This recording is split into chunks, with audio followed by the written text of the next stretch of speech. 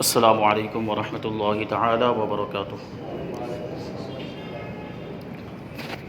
نحمده ونصلي ونسلم على رسوله الكريم اما بعد فاعوذ باللہ من الشیطان الرجیم بسم اللہ الرحمن الرحیم ان اللہ وملائکتہ یصلون علی النبی یا ایھا الذین آمنوا صلوا علیہ وسلموا تسلیما اللہم صل علی سیدنا ومولانا محمد معدن الجود والکرم وآلہ الکرام وابنہ الکریم وبارک وسلم صلاۃ وسلام علیک یا رسول اللہ صلی اللہ تعالی علیہ وسلم۔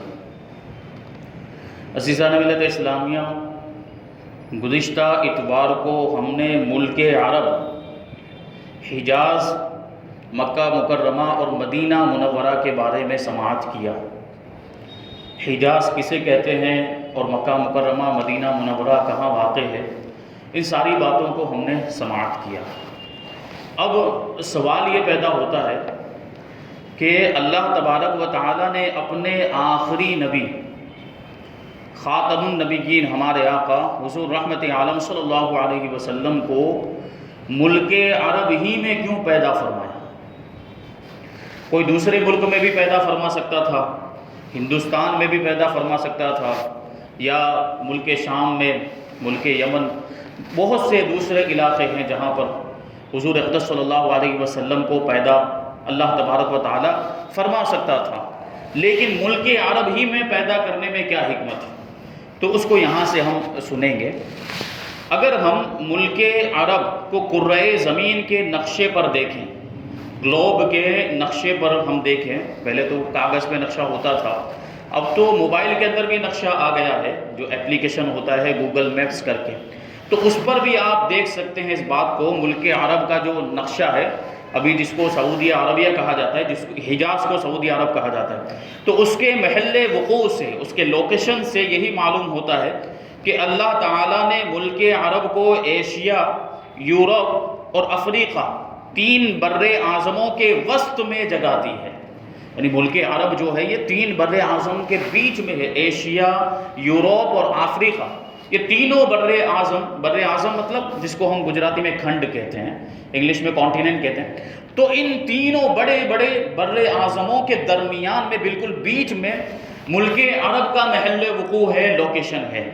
اور یہ بھی حقیقت ہے، سائنسدانوں نے بھی اس پر تحقیق کی ہے، تو وہ بھی اس نتیجے پر پہنچے ہیں کہ صرف یہ تین بر اعظموں کے بیچ میں ہی نہیں، بلکہ پوری دنیا کا سینٹر یہ ملک عرب ہے اور مکہ مکرمہ ہے۔ خانہ کعبہ جو ہے وہ پوری دنیا کے بالکل بیچوں بیچ میں ہے، یہ اللہ تبارک و تعالیٰ کی قدرت ہے۔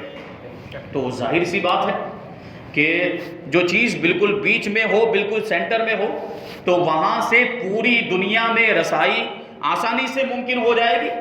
ساری دنیا میں پیغام پہنچانا یہ آسان ہو جائے گا کہ نہیں ہوگا؟ جو جگہ بالکل بیچ میں ہو، عام طور پر آپ دیکھتے ہوں گے کہ کسی بھی راجیہ کی، کسی بھی اسٹیٹ کی راجدھانی جو ہوتی ہے، وہ ایسی جگہ کو منتخب کیا جاتا ہے جو سینٹر میں ہو، یا جو ایسی جگہ پر ہو جہاں سے ہر جگہ سے لوگ پہنچ بھی سکیں اور وہاں سے لوگوں تک پیغام اور احکامات جو بھی ہے وہ پہنچایا جا سکے، یہ آپ دیکھتے ہوں گے۔ تو بالکل اسی طریقے سے اللہ تبارک و تعالیٰ نے ہمارے آقا کو ملک عرب میں، وہ بھی مکہ مکرمہ میں بھیجا، جو پوری دنیا کا سینٹر اور پوری دنیا کا مرکز ہے۔ اور اس بات کو تو غیر بھی تسلیم کرتے ہیں کہ جہاں خانہ کعبہ ہے وہ بالکل پوری دنیا کے بیچ میں ہے۔ اس سے بخوبی یہ سمجھ میں آ سکتا ہے کہ اگر تمام دنیا کی ہدایت کے واسطے ایک واحد مرکز قائم کرنے کے لیے ہم کسی جگہ کا انتخاب کرنا چاہیں تو ملک عرب ہی اس کے لیے سب سے زیادہ موزوں اور مناسب مقام ہے، اس سے بہتر اور کوئی جگہ نہیں ہو سکتی ہے۔ خصوصاً حضور خاتم النبیین صلی اللہ علیہ وسلم کے زمانے پر نظر کر کے ہم کہہ سکتے ہیں کہ جب افریقہ اور یورپ اور ایشیا کی تین بڑی بڑی سلطنتوں کا تعلق ملک عرب سے تھا، بڑی بڑی سلطنتیں، بڑی بڑی اس وقت جو حکومت، جو سپر پاور کہلاتے تھے اس وقت، ان کا تعلق ملک عرب سے تھا، اور کس طریقے سے تھا اس کو آگے بیان کریں گے۔ تو ظاہر ہے کہ ملک عرب سے اٹھنے والی آواز کو ان بر اعظموں میں پہنچائے جانے کے ذرائع بخوبی موجود تھے، ٹھیک، کہ وہاں تک لوگوں کی بڑی بڑی حکومتوں کی، سلطنتوں کی جو ہے کہ پہنچ تھی، وہاں ان کے سپاہی موجود تھے، ان کے جو ہے کہ لشکر موجود تھے، اور ان کے لوگ بھی موجود تھے، جس کے ذریعے سے ان سلطنتوں میں ایشیا تک، افریقہ تک، یا دیکھ لیجئے تو یورپ تک اسلام کے پیغام کو پہنچانا بڑا آسان تھا، اور اس کے ذریعے بھی موجود تھے اور وسائل بھی موجود تھے۔ غالباً یہی وہ حکمت الہیہ ہے کہ اللہ تعالیٰ نے حضور خاتم النبیین صلی اللہ علیہ وسلم کو ملک عرب میں پیدا فرمایا اور ان کو اقوام عالم کی ہدایت کا کام سپرد فرمایا۔ کیونکہ بات سب سے پہلی یہ ہے کہ حضور صلی اللہ علیہ وسلم کو اللہ تبارک و تعالیٰ نے صرف عرب والوں کے لیے نبی بنا کر نہیں بھیجا، حضور کو تو پوری دنیا کے لیے نبی بنا کر بھیجا ہے۔ بعثت للخلق کافہ او کما قال، کہ مجھے پوری مخلوق کے لیے نبی بنا کر بھیجا گیا ہے۔ اور پوری مخلوق تو اب پوری دنیا کے اندر آباد ہے اور ہر طرح کی قومیں اس میں ہیں، مخلوق خدا کے اندر ہر مذہب کے ماننے والے لوگ ہیں، تو ساری مخلوق خدا کے لیے اللہ تبارک و تعالیٰ نے ہمارے نبی کو نبی بنا کر بھیجا ہے اور مبعوث فرمایا ہے۔ تو اس اعتبار سے دیکھیں تو اس پیغام کو، اسلام کے پیغام کو، اللہ کے احکام کو سارے لوگوں تک پہنچانا بھی ضروری تھا۔ اس وجہ سے ملک عرب کا انتخاب کیا گیا تاکہ وہاں سے پوری دنیا میں یہ پیغام پہنچایا جا سکے، اور ہوا بھی یہی۔ آگے ہم سماعت کریں گے کس طریقے سے حضور صلی اللہ علیہ وسلم نے جب اعلان نبوت فرمایا تو اس وقت جو بڑی بڑی حکومتیں تھیں، بڑے بڑے بادشاہ تھے، ان کو خطوط لکھے اور ان کو اسلام کی دعوت دی۔ یہ سب باتیں تفصیل کے ساتھ ہم آگے سماعت کریں گے۔ حضور نبی آخر الزماں صلی اللہ علیہ وسلم کی ولادت مبارکہ کے وقت ملک عرب کی سیاسی حالت کا یہ حال تھا کہ جنوبی حصے پر سلطنت حبشہ کا، یعنی ملک عرب کا جو ساؤتھ کا علاقہ تھا، وہاں حبشہ کی حکومت تھی۔ حبشہ مطلب جو افریقہ کے اندر ایک ملک ہے جس کو اس زمانے میں ایتھیوپیا کہا جاتا ہے، جس کو اس وقت اس کا جو نام ہے وہ ہے ایتھیوپیا۔ یہ اس وقت اس کا نام حبشہ تھا، جہاں کے حضرت بلال حبشی رہنے والے ہیں، اور جہاں کا بادشاہ حضور اقدس صلی اللہ علیہ وسلم کے زمانے میں نجاشی بادشاہ تھا، جس نے اسلام قبول کیا تھا۔ تو یہ حبشہ، اس کی بھی حکومت ملک عرب کے جنوبی حصے میں یعنی ساؤتھ کے علاقے میں تھی، اور مشرقی حصے پر سلطنت فارس کا قبضہ تھا، ایران کی حکومت تھی مشرقی حصے پر، اور شمالی ٹکڑا جو تھا وہ سلطنت روم کی مشرقی شاخ سلطنت قسطنطنیہ کے زیر اثر تھا۔ قسطنطنیہ یہ استنبول کو بھی کہا جاتا ہے، اور اس وقت یہ جو استنبول تھا یہ سلطنت روم کے ماتحت آتا تھا۔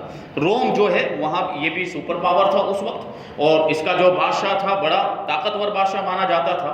تو یہ تینوں سلطنتوں نے ملک عرب کو تین طرف سے گھیرا ہوا تھا۔ ایک حصے پر جو ہے کہ حبشہ کی حکومت تھی، دوسرے حصے پر ایران والوں کی حکومت تھی، اور تیسرے حصے پر روم والوں کی حکومت تھی، رومیوں کی حکومت تھی۔ تو تینوں طرف سے ملک عرب کو گھیرا۔ اب جو بچ جاتا ہے وہ درمیان کا حصہ بچ جاتا ہے۔ کناروں پر تو یہ حکومتیں تھیں، اب ملک عرب کا جو درمیانی حصہ تھا، اندرون ملک بذام خود ملک عرب آزاد تھا، یعنی جو درمیان کا حصہ تھا وہ اپنے آپ کو آزاد سمجھتے تھے۔ لیکن اس اعتبار سے دیکھیں تو تینوں طرف سے تو گھرے ہوئے تھے، تینوں طرف تو دوسروں کی حکومت تھی، اور درمیان میں وہ لوگ تھے عرب کے لوگ، لیکن اس پر قبضہ کرنے کے لیے ہر ایک سلطنت کوشش میں لگی ہوئی تھی۔ حبشہ کی سلطنت بھی، روم کی سلطنت بھی، اور فارس کی سلطنت بھی، یہ تینوں سلطنتیں یہ ملک عرب پر قبضہ کرنا چاہتی تھی، کیونکہ کناروں تک تو پہنچ ہی گئے تھے، بارڈر پر تو پہنچ ہی گئے تھے، اب پورے ملک پر بھی قبضہ کرنا چاہتے تھے۔ لیکن چونکہ معاملہ یہ تھا کہ یہ تینوں سلطنتیں ایک دوسرے کی حریف، ایک دوسرے کی مقابل تھی، ٹھیک ہے؟ تو اگر یہ مان لیجئے کہ حبشہ کی سلطنت کے لوگ اگر آگے بڑھتے قبضہ کرنے کے لیے تو ان کو مقابلہ کرنا پڑتا فارس کی حکومت کے ساتھ، اور اگر فارس کی حکومت کے لوگ آگے بڑھتے قبضہ کرنے کے لیے تو ان کو روم کی حکومت سے مقابلہ کرنا، تو یہ آپس میں ہی ان کے معاملات تھے۔ اس وجہ سے وہ حصہ بچا ہوا تھا، درمیانی حصہ ملک عرب کا، اور اس میں بھی حکمت تھی، اللہ تبارک و تعالیٰ نے اس علاقے کو محفوظ رکھا تھا۔ اور در حقیقت ان سلطنتوں کی باہمی رقابتیں، ان کی جو آپس کی جو مقابلہ آ رہی ہیں اور جو دشمنیاں تھیں، اسی کے طفیل میں ملک عرب آزادی کی نعمت سے بہرور تھا۔ اسی کی وجہ سے وہ ملک عرب جو درمیانی حصہ تھا وہ محفوظ تھا۔ عرب کی اخلاقی حالت نہایت ہی ابتر، بہت زیادہ برے اخلاق، زمانے جاہلیت کے واقعات آپ سنتے ہوں گے کہ کیسی کیسی برائیاں ان کے اندر رائج تھی، بلکہ بد سے بدتر تھی۔ جہالت نے ان میں بت پرستی کو جنم دے دیا تھا، بتوں کی پوجا کرنے لگ گئے تھے، مورتیوں کی پوجا کرنے لگ گئے تھے، اور بت پرستی کی لعنت نے ان کے انسانی دل و دماغ پر قابض ہو کر ان کو توہم پرست بنا دیا تھا۔ یعنی اب وہم اور اس کی جو ہے کہ ان کے دماغ میں یہ سب چیزیں، تو ہر چیز جس کے اندر طاقت دیکھتے اس کی پوجا کرنے لگ جاتے تھے. جیسے ہمارے ملک کی جو غیر قوم ہے ان کے معاملات یہی کہ جس چیز کے اندر طاقت دیکھی اس کو بھگوان بنا لیا. سورج کے اندر دیکھا کہ اس میں بڑی طاقت ہے تو یہ بھگوان، یہ ہمارا خدا. چاند کے اندر طاقت دیکھی کہ روشنی پھیلاتا ہے تو اس کو بھگوان بنا لیا. اور کسی انسان کے اندر طاقت دیکھی تو اس کو بھگوان، کسی کرکٹر کو بھگوان بنا لیا تو کسی ایکٹر کو بھگوان بنا لیا ہے. یہ معاملات ہیں ہمارے ملک میں جو ہمارے ساتھ رہنے والی قوم ہے اس کے. یہاں تک کہ معاذ اللہ ان لوگوں نے تو شرمگاہوں کو بھی بھگوان بنا لیا. شرمگاہ پر جب انہوں نے غور کیا، دیکھا کہ یہی شرمگاہیں جن کے ذریعے سے بچہ پیدا ہوتا ہے، انسان وجود میں آتا ہے، تو اس میں بھی بڑی طاقت ہے، تو اس کو بھی معاذ اللہ بھگوان مان لیا. یہ ان کی بے وقوفی ہے. اس سے بڑی بے وقوف دوسری کوئی قوم نہیں ہو سکتی. تو یہی معاملات تھے ملک عرب کے لوگوں کے. بت پرستی کرنے لگے. وہ مظاہر فطرت کی جو اللہ تبارک و تعالیٰ نے قدرتی طور پر جو چیزیں پیدا کی، جیسے چاند کو، سورج کو، ان ساری چیزوں کو، پتھر ہے، درخت ہے، چاند، سورج، پہاڑ، دریا وغیرہ کو اپنا معبود اور اپنا خدا سمجھنے لگ گئے تھے، اور خود ساختہ مٹی اور پتھر کی مورتوں کی عبادت کرتے تھے. عقائد کی خرابی کے ساتھ ساتھ ان کے اعمال اور افعال بھی بے حد بگڑے ہوئے تھے. قتل، کبھی بھی کسی کو بھی، ایام عرب کے بارے میں آپ نے سنا ہوگا. ایام عرب یعنی عرب کے خاندانوں کے اندر، عرب کے قبیلوں کے اندر جو جنگیں چلا کرتی تھی، خاندانی جنگیں جن کو کہا جائے یا قبائلی جنگیں جن کو یہ سالوں سال، سینکڑوں سالوں تک یہ جنگیں چلتی تھی. ایسے معاملات تھے اور لڑتے ہی رہتے تھے. بس کچھ مواقع ایسے آتے، کبھی کوئی تہوار آ گیا یا جو ہے کہ اس میں جو حرمت والے مہینے آتے درمیان میں، جیسے محرم کا مہینہ، رجب کا مہینہ، حرمت والے مہینے آتے تو جنگ بند ہو جاتی، پھر اس کے بعد پھر شروع ہو جاتے تھے. یہ ملک عرب کے معاملات تھے اسلام کے آنے سے پہلے.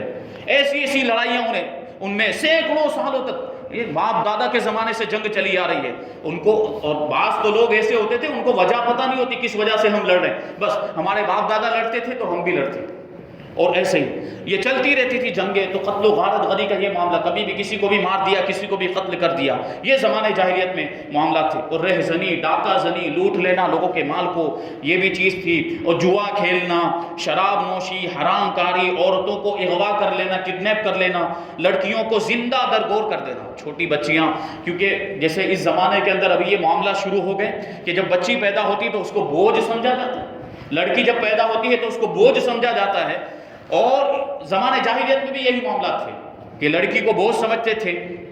اور جیسے ہی بچی پیدا ہوتی اور اس کے بارے میں معلوم ہوتا کہ لڑکی ہے، تو باپ خود لے جا کر اس کو زندہ قبر کے اندر دفن کر دیا کرتا تھا.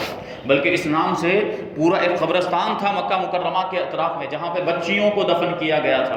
وہ مشہور واقعہ صحابی رسول کا آپ نے سنا ہوگا، جب اسلام آنے کے بعد حضور پاک صلی اللہ علیہ وسلم نے لڑکیوں کی، بچیوں کی اہمیت کو اجاگر کیا، عورتوں کی اہمیت کو اجاگر کیا کہ اللہ تبارک و تعالیٰ نے ان کو کیسی اہمیت اور کیسی فضیلت عطا کی ہے کہ اگر عورت کا وجود نہ ہوتا تو یہ کائنات کا وجود ہی نہ ہوتا.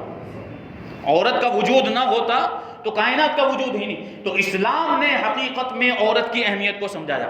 آج معاملات یہ ہیں کہ عورتوں کو یہ ذہن دیا جا رہا ہے کہ معاذ اللہ اسلام عورتوں کو قید کر کے رکھنا چاہتا ہے، عورتوں کو پردے میں رہنے کی اور اس کو آزادی نہیں دیتا. حقیقت یہ ہے کہ اسلام نے عورت کی عزت کا تحفظ فراہم کیا ہے.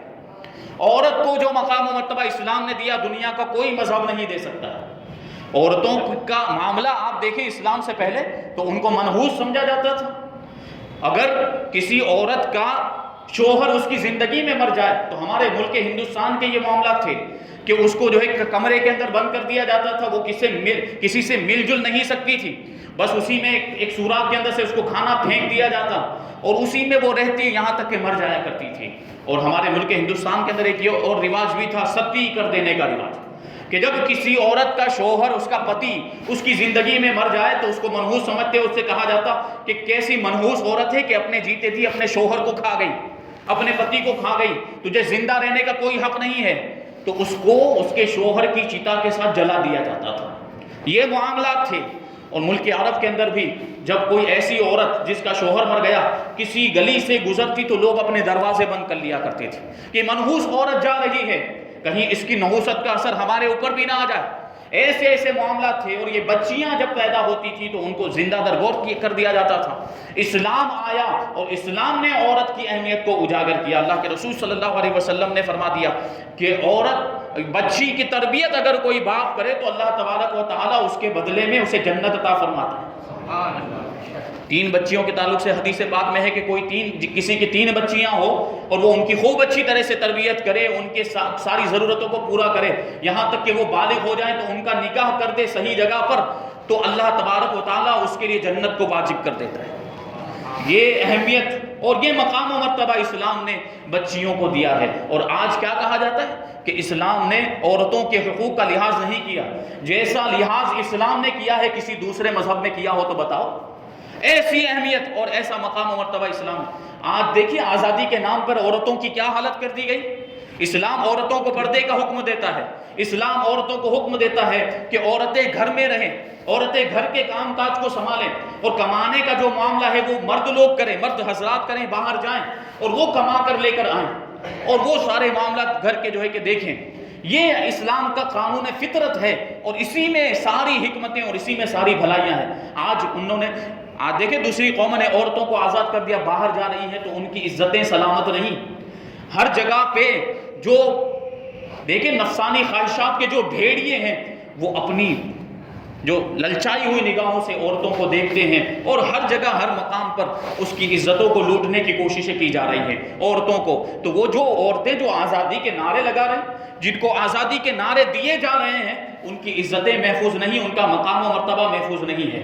یہ معاملات ہیں. ان کو بے پردہ کر دیا گیا آزادی کے نام پر, ان کو بے حیا بنا دیا گیا, ان کو بے شرم بنا دیا گیا ہے آزادی کے نام پر. ایسی آزادی کس کام کی ہے؟ جو اسلام نے ہمیں جو تعلیمات دی ہیں, اگر اس پر عمل کیا جائے, اسلام کی تعلیمات پر اگر آج پوری دنیا عمل پیرا ہو جائے تو پوری دنیا کے لوگ کامیابی سے ہمکنار ہو جائیں گے.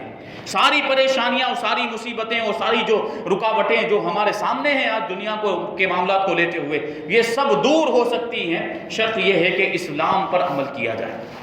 تو یہ چیزیں تھیں. تو زمانے جاہلیت میں بچیوں کو زندہ درگور کر دیا جاتا تھا اور ان کو دفن کر دیا جاتا تھا. یہ معاملات تھے. عیاشی بھی بہت زیادہ اور فحش گوئی کی جس طرح آج ہمارے زمانے میں ہے نا, بلکہ ہمارے مسلمان بھائیوں کے معاملات, نوجوانوں کے معاملات ہیں کہ گالیاں تکیہ کلام بنی ہوئی ہیں. جب تک کسی بات کے شروع میں اور کسی بات کے آخر میں گالی نہ دے دی جائے ان کی بات مکمل ہی نہیں ہوتی ہے. ایسے ایسے لوگ بھی موجود ہم دیکھتے ہیں. گالیوں کے معاملات یہ ہیں, ایسی فحش گوئی فحش کلامی ہمارے اندر آ گئی, ایسی گندی گندی باتیں زبان پر نکال لیتے ہیں. یہ معاملات زمانے جاہلیت میں بھی تھے اور پھر وہی چیزیں ہمارے اندر لوٹ کے آ رہی. حضور اقدس صلی اللہ علیہ وسلم نے تو ان ساری چیزوں کو ختم کیا تھا. شراب نوشی کو, جوا یہ کھیلنے کو, اور یہ جو دوسرے معاملات زنا کاری, بدکاری اور یہ بدگوئی اور اس طریقے سے قتل و غارت گری, سب کو اسلام نے ختم کیا تھا. لیکن آج پھر سے وہی چیزیں دوبارہ ہونے لگی ہیں. تو ہم تو ترقی کرنے کی جگہ پہ واپس زمانے جاہلیت کی طرف جا رہے ہیں. وہی برائیاں پھر ہمارے اندر دوبارہ پلٹ کے آ رہی ہے. تو فحش گوئی بھی اس زمانے میں تھی, گندی باتیں کرنا, گالیاں دینا اور یہ سب چیزیں ان کے اندر تھی. غرض کون سا ایسا گندا اور گھناؤنا عمل نہیں تھا جو ان کی سرشت میں نہ رہا ہو. عرب کے لوگوں میں یہ ساری برائیاں پائی جاتی تھیں. چھوٹے بڑے سب کے سب گناہوں کے پتلے اور پاپ کے پہاڑ بنے ہوئے تھے. بانی کعبہ حضرت ابراہیم خلیل اللہ علیہ السلام کے ایک فرزند کا نامی حضرت اسماعیل علیہ السلام ہے, جو واقعہ بڑا مشہور ہے. حضرت ابراہیم علیہ السلام نے حضرت اسماعیل علیہ السلام اور حضرت حاجرہ رضی اللہ تعالیٰ عنہ جو حضرت اسماعیل علیہ السلام کی والدہ تھی, تو بڑی منتوں کے بعد, بڑی دعاؤں کے بعد اللہ تبارک و تعالیٰ نے تقریباً 90 سال کی عمر میں حضرت اسماعیل علیہ السلام کو حضرت ابراہیم علیہ السلام کو عطا کیا تھا. اتنی سال کی عمر ہونے کے بعد حضرت اسماعیل علیہ السلام حضرت ابراہیم علیہ السلام کے یہاں پہ پیدا ہوئے. تو آزمائش ہوئی, وہ قربانی والا واقعہ آپ نے سنا ہوگا. پھر یہ حکم دیا گیا کہ ملک عرب میں لے جا کر ان کو تنہا چھوڑ دو. تو حضرت ابراہیم علیہ السلام, حضرت اسماعیل علیہ السلام اور حضرت حاجرہ رضی اللہ تعالیٰ عنہ کو لے کر آئے, اور ملک عرب میں آنے کے بعد حضرت حاجرہ کو اور حضرت اسماعیل جو چھوٹے سے بچے تھے ان کو یہاں چھوڑ کر چلے گئے. یہ اللہ تبارک و تعالیٰ کا حکم تھا, ورنہ نبی کبھی بھی کسی کے ساتھ ظلم نہیں کر سکتا, کسی کے ساتھ کبھی بھی ناانصافی نہیں کر سکتا ہے. تو یہ اللہ کا حکم تھا اور اس میں حکمت بھی تھی، کیونکہ ملک عرب اس وقت ریگستان تھا، وہاں کوئی آبادی نہیں تھی حضرت ابراہیم علیہ السلام کے دور میں، اور چونکہ اللہ تبارک و تعالیٰ نے یہ مقدر فرما دیا تھا، تقدیر میں لکھ دیا تھا کہ حضور صلی اللہ علیہ وسلم اگر دنیا میں تشریف لائیں گے تو حضرت اسماعیل علیہ السلام کی اولاد میں سے ہوں گے، تو ضروری تھا کہ ان کو وہاں پہنچایا جائے۔ تو حضرت اسماعیل علیہ السلام کو اس طریقے سے ملک عرب میں اللہ تبارک و تعالیٰ نے پہنچایا۔ تو حضرت اسماعیل علیہ السلام حضرت بی بی ہاجرہ کے شکم مبارک سے پیدا ہوئے تھے۔